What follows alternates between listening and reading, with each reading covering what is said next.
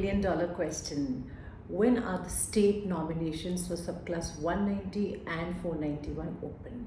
Now we do know that the states had been given a very limited, I would say 1/3 or little less than 1/3 of the total quota that the DHA had set aside for the skilled migration program.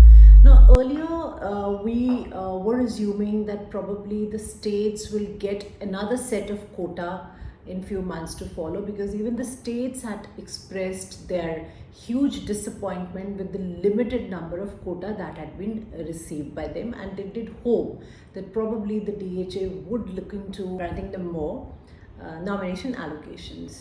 Now we are in the start of May 2024, and on the 1st of July the new migration policy, that is for the year 2024-25, is now being all geared up.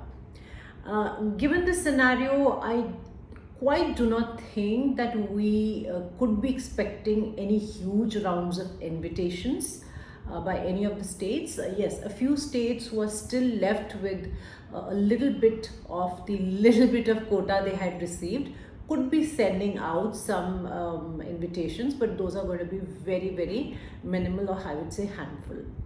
Now, with the 1st of July, what we see happening is as follows. The visa backlog that the DHA aimed to clear would have been cleared by them. Now, you need to look at the whole thing holistically and not in isolation. So, I know we tend to look at nomination as a separate thing, visa grants as a separate thing, that, okay, getting an invitation to apply for a visa is one thing, and waiting for your or getting your visa grant is another thing. How are these two processes even interlinked? Well, let me tell you, they are, because the Department of Home Affairs was grappling with the large inflow of applications for visas, that is those who had received their invitations, nominations approved, and had finally put up their applications, lodged them for visa. They probably did not have enough resources to complete the visa, that is the visa 190 or 491 or even B189 on time, which is why there has been a delay in the visa finalization.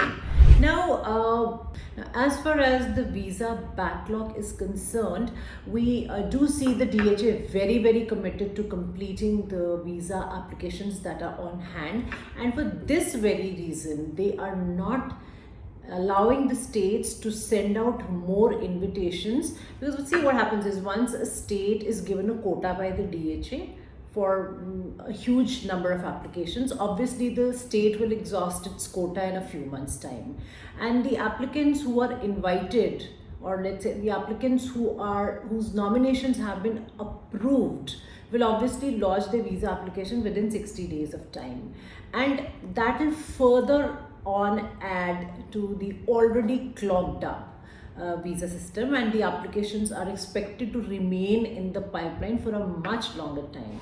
Therefore, to deal with this, the DHA gave very limited quota to the states so that they only have few numbers to add to the visa application backlog, and right now they seem to be committed to clearing the visa backlog.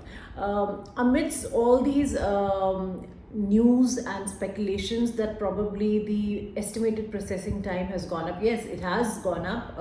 According to the estimated processing times, it's gone up to 24 months. But we do not really see any change as such. Every day we are getting lots of emails and lots of notifications for applicants to renew their police clearances and to take their medicals again. So what we can see is that the DHA is pushing the processing of these applications to finalize them as soon as possible, because they do understand that they cannot hold the waters for very long. Already this year 23-24 has seen applicants waiting with a lot of patience for the nominations to come through, but this patience cannot be tested any further than this, and probably in about a couple of months' time they will have to start with the nominations to cater to the long-standing wait list of applicants.